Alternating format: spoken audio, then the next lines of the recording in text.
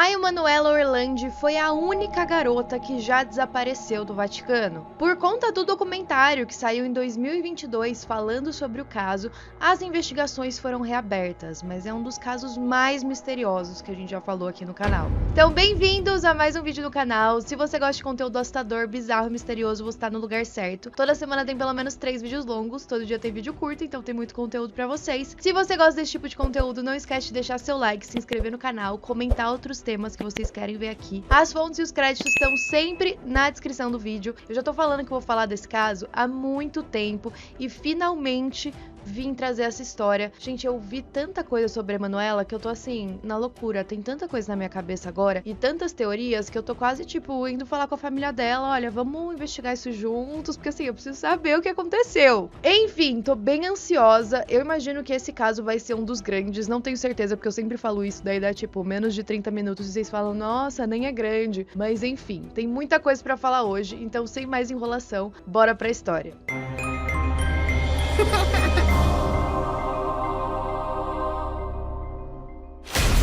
O ano era 1983, uma garota chamada Emanuela Orlandi nasceu no Vaticano e ela morava com os 4 irmãos e com os pais. Na época, o Vaticano só tinha 444 cidadãos. Então, como sempre, como a gente sabe, é um país bem pequeno dentro da cidade de Roma. Eles se sentiam bem seguros lá, e o pai da Emanuela trabalhava como um servidor público dentro do Vaticano. Então ele servia vários padres. Ao longo da vida dele, ele serviu 7 papas diferentes. E nessa época que ele trabalhava lá, ele frequentava audiências privadas com os papas, várias coisas importantes. A Emanuela tinha 8 anos de diferença do irmão dela, o Pietro, mas ainda assim eles eram bem próximos, assim como ela era das outras irmãs também.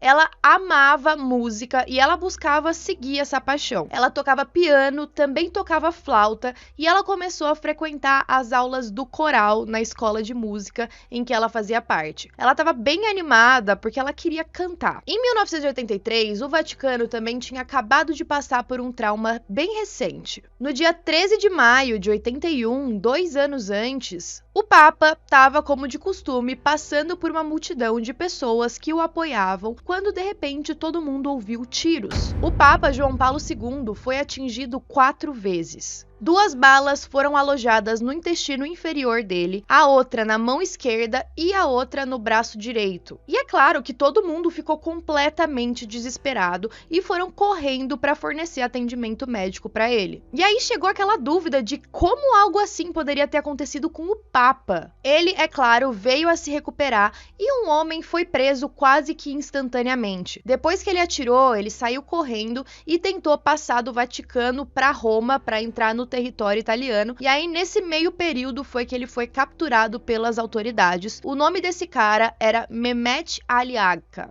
Ele era turco e diziam que ele era membro de um grupo chamado Lobos Cinzentos. Esse grupo era famoso por já ter feito vários atos terroristas. Só que o Mehmet dizia que ele era um mercenário sem nenhum tipo de ligação política. Depois de algum tempo, ele falou um pouco mais sobre esse ataque e logo a gente volta nessa história. Agora a gente vai para Emanuela de novo, no dia 22 de junho de 1983, descrito por todas as partes envolvidas nessa história, que era um dia muito quente de verão. A Emanuela, então com 15 anos de idade, queria que o irmão mais velho dela, o Pietro, levasse ela até a escola de música. O Pietro tava meio de saco cheio, ele tinha uma namorada na época e essa namorada ficava cobrando muito que ele sempre dava mais atenção pra família do que pra ela. Então ela já tinha pedido pra ele dar carona pra ela pra um outro lugar, e aí ele falou pra irmã, quer saber, vai sozinha dessa vez, não tô muito afim. Ele mesmo disse que ele tava com um pouco de preguiça. A Emanuela ficou bem brava, ela pegou a flauta dela, que ficava dentro de um estojo, a bolsa,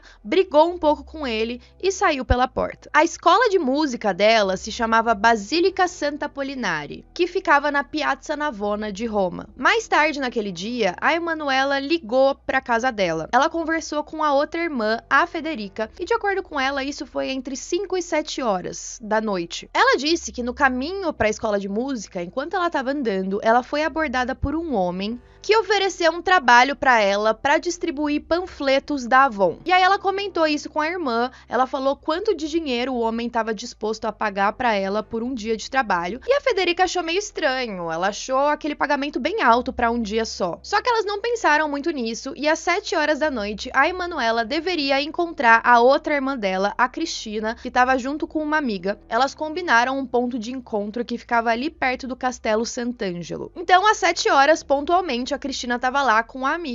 Elas ficaram esperando pela Emanuela. E aí deu 7h10, 7h20, 7h30 e ela não apareceu. E aí as duas desistiram, falaram, bom, ela deve ter esquecido que ela ia se encontrar com a gente. Vamos pra casa que ela já deve ter chegado. E aí, quando a Cristina chegou em casa, ela perguntou pra mãe se a Emanuela já tava lá. E a mãe dela falou, como assim? Não, ela não chegou ainda. A Natalina, a outra irmã ainda, chegou em casa por volta das 8 da noite. Nesse momento, ela já encontrou a casa num caos total. A mãe dela já estava desesperada porque a Emanuela não tinha voltado para casa e aquilo não era do feitio dela. Ela não ficava fora sozinha por muito tempo. E aí é claro que a família pensou em primeiro lugar que ela poderia ter sido vítima de algum acidente. Então o primeiro passo foi tentar ligar para os hospitais para ver se tinha alguma entrada dela. Só que eles não encontraram nada. O Pietro também perguntou para algumas amigas que faziam aula junto com a Emanuela se tinham ouvido alguma coisa sobre ela. E uma das amigas, na verdade, tinha. O nome dela era Maria Grazia Cassini.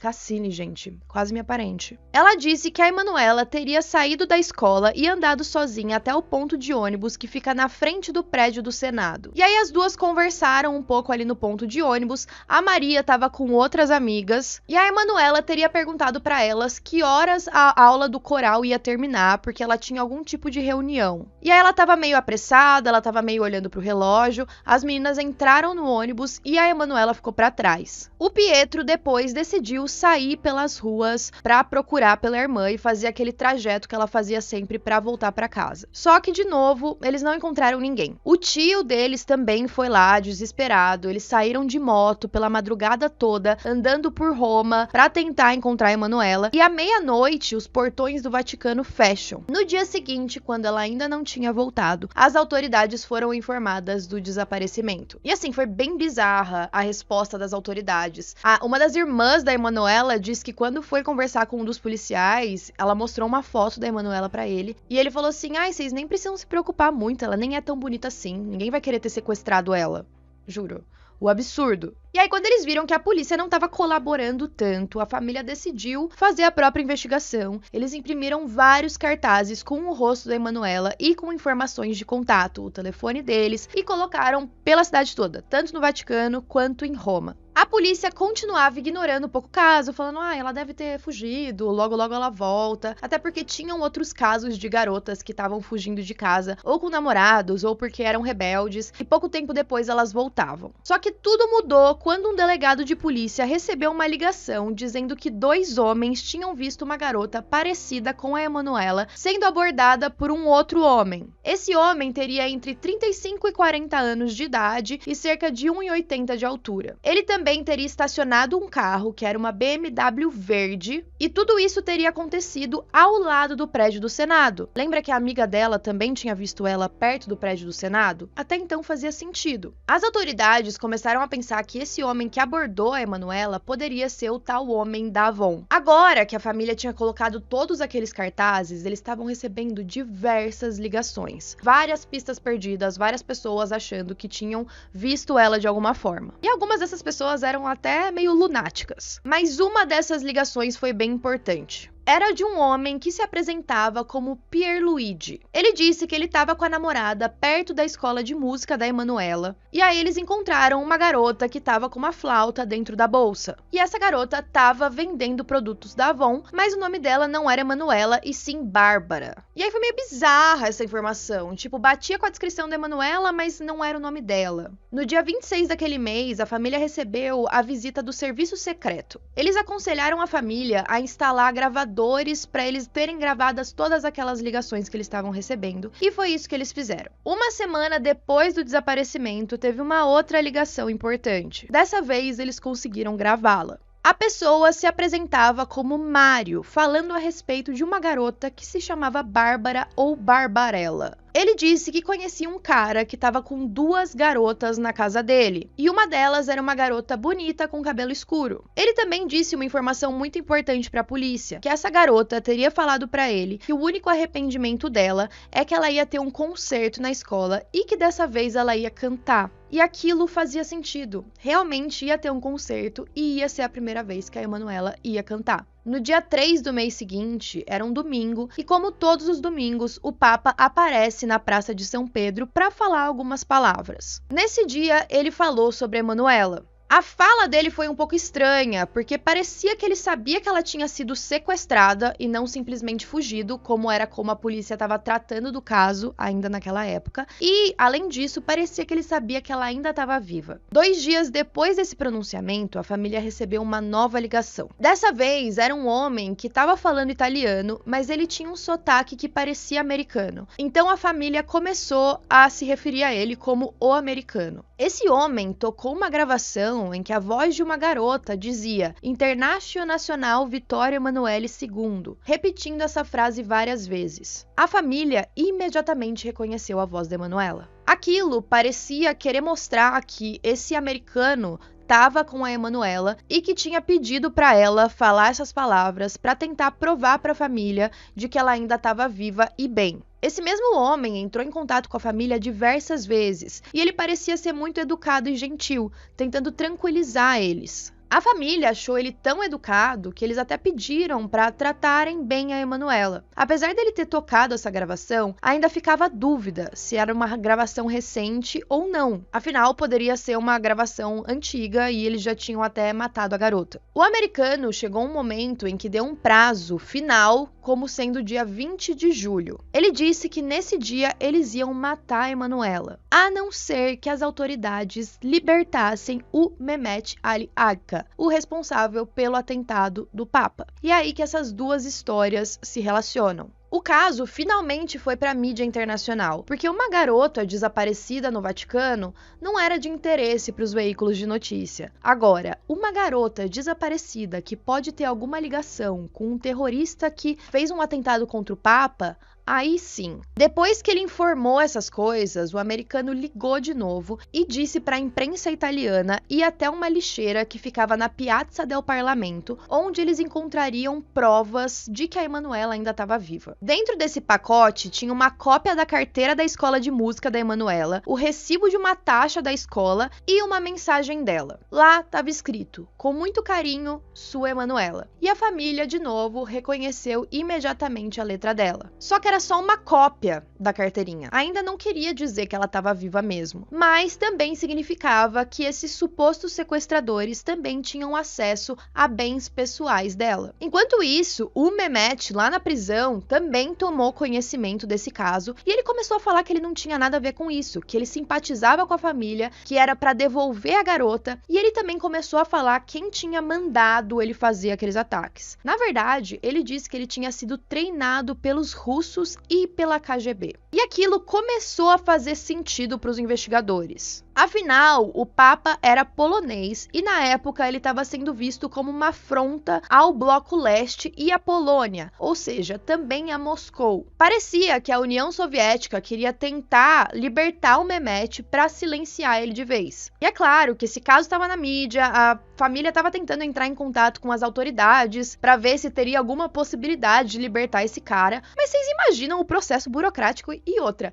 Imaginam a família chegando para as autoridades falando, meu, liberta aí o terrorista. Então, assim, não tinha muito que a família fazer, eles dependiam de várias outras pessoas. E aí, faltando 3 dias para aquele prazo de 20 de julho, o americano disse que ia dar uma outra prova. Essa prova também ia estar em uma outra lixeira que ele deu a localização. Lá eles encontraram uma pequena fita cassete. De um lado da fita tinha o mesmo pedido, a mesma mensagem dos sequestradores, o pedido de troca da Emanuela. Mas do outro lado tinha uma mensagem de voz com o que parecia ser reconhecer a voz da Emanuela e que era extremamente perturbadora. Ela dizia coisas como, meu Deus, não, e parecia que ela estava sendo torturada. É claro que a família ficou cada vez mais desesperada, e no dia em que o prazo acabou, teve uma última ligação do tal americano. Só que essa ligação foi para uma igreja de Roma, indicando que a Emanuela ainda estava viva. A mensagem dizia que faltavam poucas horas para eles matarem ela se o Mehmet não fosse libertado, mas passaram essas horas e nenhum corpo foi encontrado. Então a família falou, bom, ele devia estar blefando. Foi nessa hora que o serviço secreto entrou em contato de novo com a família e falaram para eles tirarem todo aquele peso de ficar recebendo essas ligações. Até porque era muito frustrante, desesperador e agoniante para a família ficar atendendo aquelas pessoas. Eles já estavam muito estressados com toda a situação. Então eles passaram a encaminhar toda a ligação que chegava para um advogado. No dia 24 de dezembro daquele ano, agora meses sem notícias da Emanuela, o Papa mesmo foi até a casa da família. Ele foi lá, disse que estava rezando pela garota e tentou dar forças para eles de alguma forma. Os investigadores começaram a desconfiar um pouco que esse caso envolvia a KGB, porque parecia ser um sequestro total sem estratégia. Eles analisaram aquela gravação da suposta tortura e passaram a acreditar que não era uma tortura, na verdade era uma gravação de um filme pornô. E nessa visita do Papa à família, ele disse que o Vaticano estava fazendo o possível para encontrar ela, mas que era um caso de terrorismo internacional. Agora, com as esperanças acabando, logo apareceu uma nova testemunha, uma mulher misteriosa chamada Sabrina Minardi. Essa mulher era ex-amante de um cara chamado Enrico de Pedis, também conhecido como Renatino. E esse Renatino era muito conhecido em Roma, na Itália, no Vaticano, enfim, todo mundo sabia quem era ele. Isso porque ele foi o criminoso mais poderoso de Roma, chefe de um grupo chamado Banda della Magliana. A Sabrina, amante dele, confessou que ela manteve a Emanuela refém em um apartamento em Roma. E ela disse que ficou na mesma casa que ela por cerca de 10 dias. Mas assim, tenham em mente que a Sabrina só veio à frente pra falar disso anos e anos depois, tá? Esse caso, gente, a linha do tempo dele é absurda, assim. As coisas foram acontecendo de forma muito lenta, mas parece que cada hora vão aparecendo coisas novas pra acumularem no caso. Tanto que quando ela apareceu, o pai da Emanuela chegou até a falecer. Inclusive, quando ele faleceu no leito de morte, ele disse que ele foi traído por quem ele serviu a vida toda. Lembrando que ele tinha servido ao Vaticano. Ao mesmo tempo em que a Sabrina aparece, daqui a pouco a gente fala mais dela, o Papa também faleceu em 2004. E aí, 2 semanas depois, apareceu mais outra testemunha. Essa testemunha dizia que se eles quisessem que o caso fosse solucionado, eles deviam investigar quem estava enterrado na Basílica de Santo Apolinário e o favor que o Renatino fez ao cardeal Poletti na época. Favor que o Renatino, o criminoso, fez para um cardeal? Como assim? E aí, quando eles foram até essa tal basílica, quem estava enterrado lá era o Renatino, o Enrico de Pedis. E aquilo foi muito estranho, porque essa basílica pertence ao Vaticano e só pode ser enterrado lá quem tiver uma permissão especial ou se você fez um favor muito grande ao Vaticano. Então, qual que foi o testemunho da Sabrina? Em um dia de verão de 83, curiosamente, o mesmo dia em que a Emanuela desapareceu, ela e o amante, o Renatino, saíram de casa. O motorista dele teria chegado com uma garota. E aí o Renatino falou pra Sabrina, será que a gente pode manter essa garota na sua casa de verão que fica a 30 minutos de Roma só por alguns dias? A Sabrina falou ok. Quando eles chegaram lá, também tinha uma outra mulher chamada Adelaide que ia cuidar da garota. De acordo com ela, a Emanuela ficava trancada dentro de um quarto, sozinha, e ela chorava muito. Às vezes, a Adelaide entrava no quarto junto com a Emanuela com alguns remédios que ela dizia que era para acalmá-la. Mas na verdade ela estava sendo muito drogada e sedada. Depois de 10 dias, ela teria sido transferida para um outro apartamento que ficava na rua Pignatelli, onde ficavam alguns apartamentos que tinham grandes porões. Depois, o Renatino teria pedido para Sabrina dirigir a garota até um posto de gasolina no Vaticano. A Sabrina, no depoimento dela, ela tentou meio que tirar o dela da reta, sabe? Porque ela sabe que ela fez alguma coisa errada, então ela tentava amenizar a situação, falando tipo, ai, no caminho eu pensei em deixar ela fugir, só que eu vi que ela não ia conseguir, porque ela tava muito drogada, então assim, eu só fiz o que ele me pediu. Mas enfim, ela disse que quando ela chegou no tal posto de gasolina, lá tinha uma Mercedes parada com a placa do Vaticano. De dentro dessa Mercedes saiu um padre que tava com um chapéu, vestido todo de preto. A Emanuela foi levada pra dentro do carro dele e aí a Sabrina não sabe mais o que aconteceu. Os investigadores acharam essa história estranha, mas eles foram conferir e eles descobriram que tudo batia. As localizações que a Sabrina tinha falado faziam sentido. Ai, tá acabando a bateria da minha luz. Vou desligar pra não ficar feio. E aí, depois que foi verificado e que parecia que a Sabrina tava falando a verdade, ficou outra dúvida. Por que uma organização criminosa teria algo a ver com a Emanuela?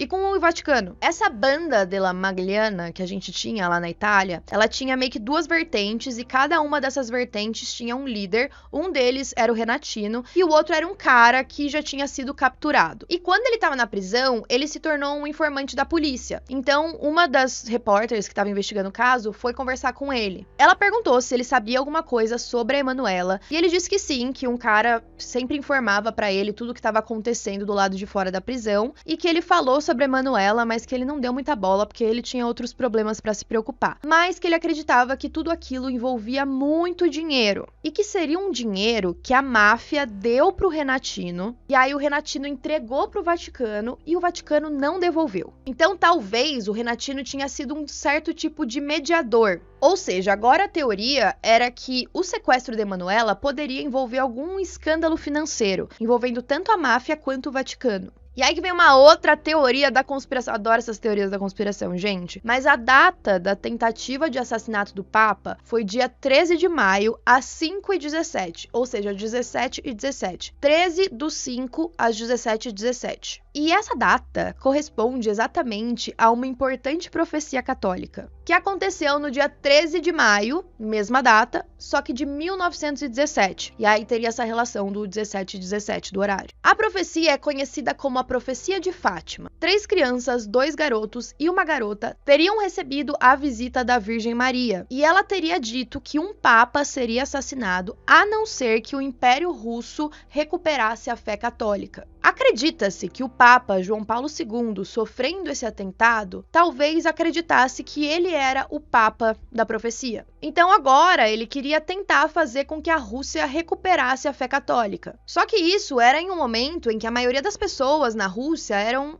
ateístas. Eu vi sobre isso no documentário da Netflix, mas, ao mesmo tempo, por outras fontes, é também uma grande teoria, né? E aí o Papa teria direcionado secretamente fundos do Vaticano aos movimentos anticomunistas da Polônia. O maior movimento anticomunista na época se chamava Solidarnosc. Eu não sei se pronuncia assim. Então a teoria envolvia toda essa questão política, que o sequestro da Emanuela teria sido para tentar forçar o Vaticano a devolver esse dinheiro. Também teve uma outra teoria de uma questão financeira com um outro banco do Vaticano, que o dono desse banco até foi, assim, supostamente tirou a própria vida, mas que dá pra ver claramente que ele foi morto, e que daí eles teriam matado esse cara do banco para que o Vaticano devolvesse o dinheiro, e aí eles queriam alertar que se eles fizeram isso com o dono do banco, eles também fariam isso com a Emanuela. Enfim, essa era uma teoria, mas continuaram passando anos e anos e anos sem informações. Até a gente chegar em 2013. Um jornalista ligou pro irmão da Emanuela, o Pietro,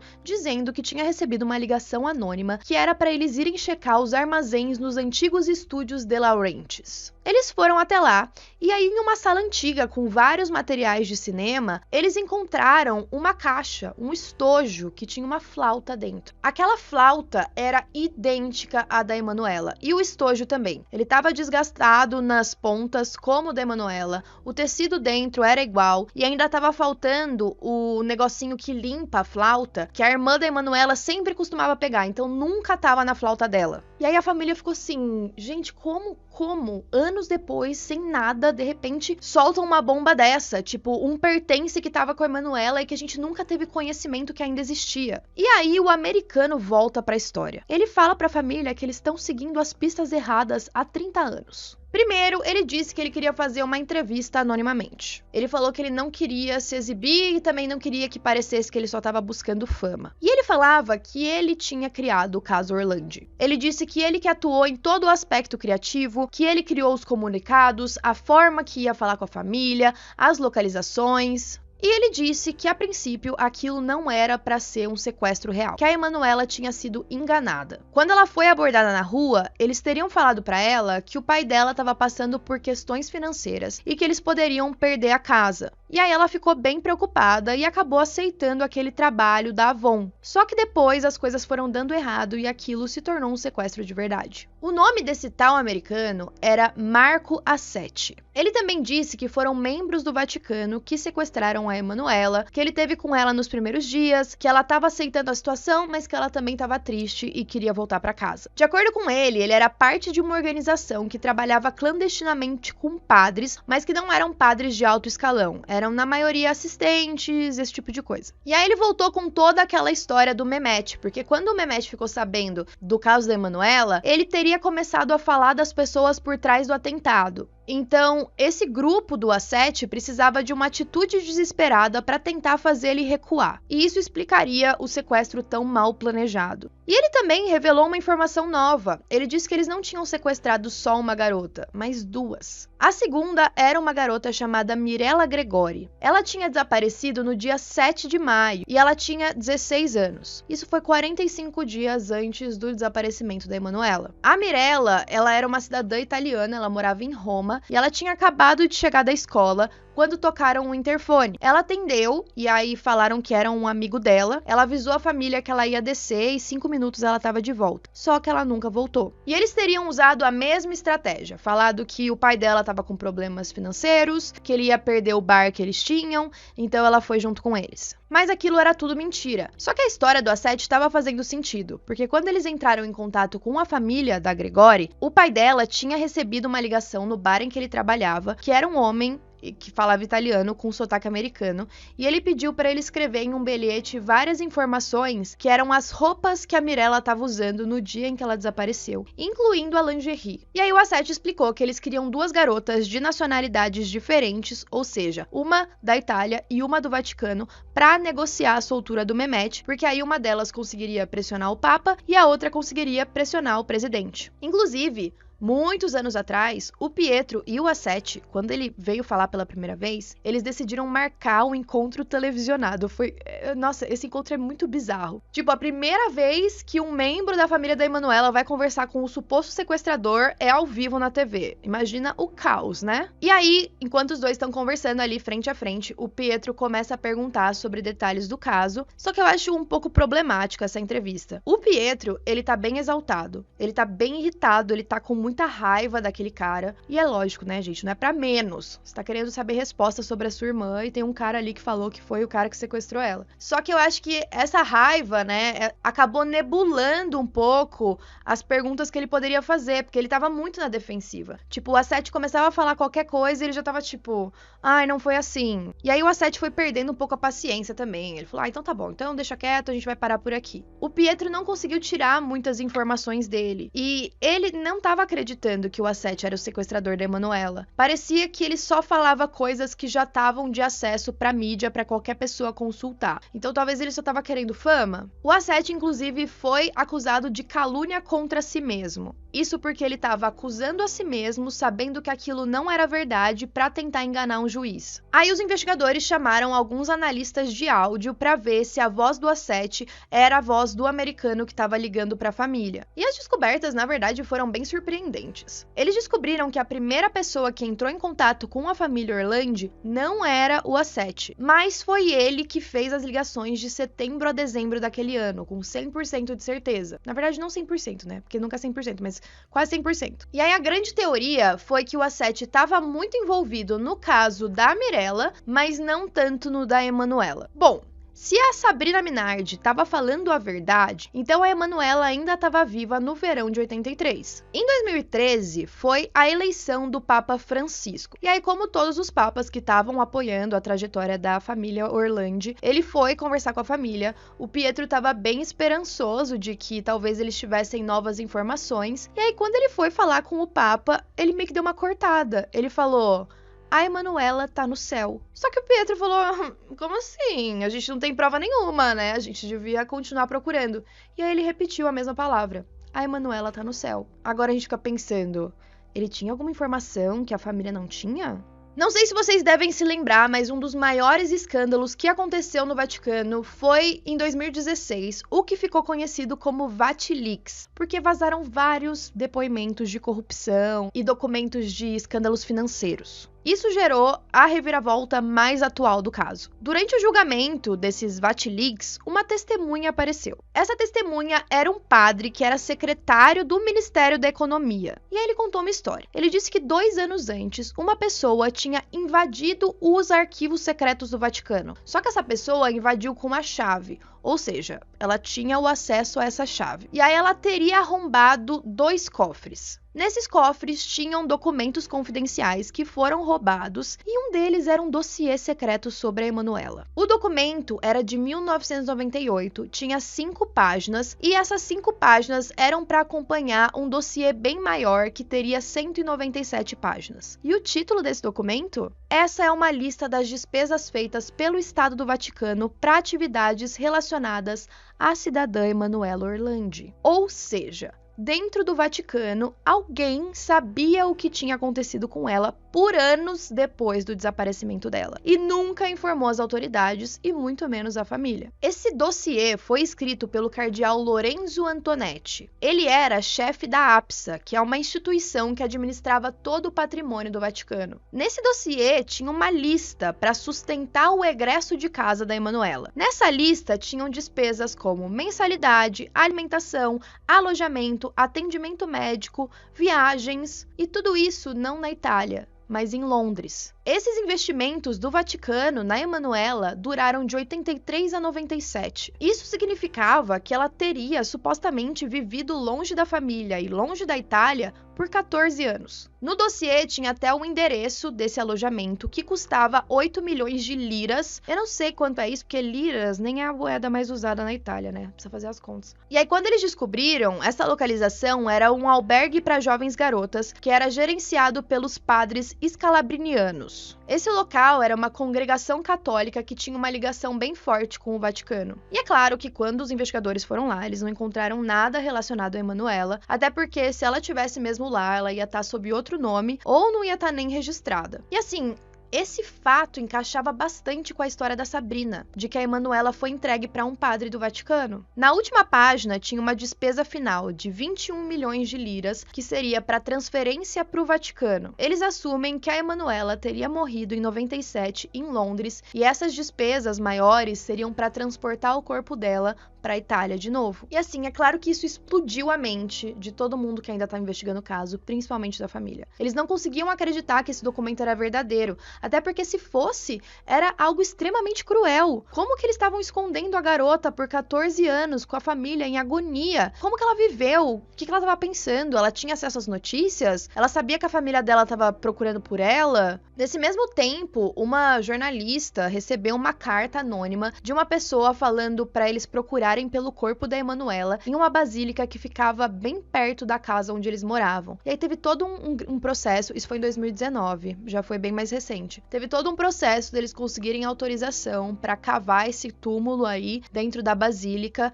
e tava todo mundo muito esperançoso, mas quando eles abriram não tinha nada lá dentro, não tinha o osso de ninguém. E aí depois de um tempo, de novo, como eu falei para vocês, esse caso é muito emblemático porque ficam aparecendo coisas depois de muito tempo, parece que as pessoas têm medo de falar, e aí com o tempo vão lançando novas informações. E aí a gente teve essa nova testemunha, um arcebispo chamado Carlo Maria Viganò. Ele é um padre bem polêmico, negacionista do Covid. Ele falou do que ele lembrava da noite em que a Emanuela desapareceu. Na época, ele era bem jovem e ele era secretário do vice-secretário do Estado. Ele disse que por volta das 8 da noite, naquele dia 22, ele recebeu uma ligação. Quem falava era o padre Pansiroli. Ele era chefe da assessoria de imprensa do Vaticano na época. E esse padre falou que ele tinha recebido uma ligação anônima de um homem que ditou uma mensagem que assumia a autoria do sequestro da Emanuela. E aí, assim, isso se tornou ainda mais polêmico, porque às 8 horas da noite, naquele dia, nem a família estava ciente que a Emanuela tinha desaparecido ainda. Nem a família, nem as autoridades. Mas isso indicava que o Vaticano já sabia muito antes. E assim, por que eles não informaram as autoridades? Por que eles não informaram a família naquela hora? E depois, nos dias, nos meses que se seguiram, o Vaticano continuou falando que eles estavam fazendo o possível, mas ao mesmo tempo eles já sabiam que ela tinha sido sequestrada. E aí que surgiu uma outra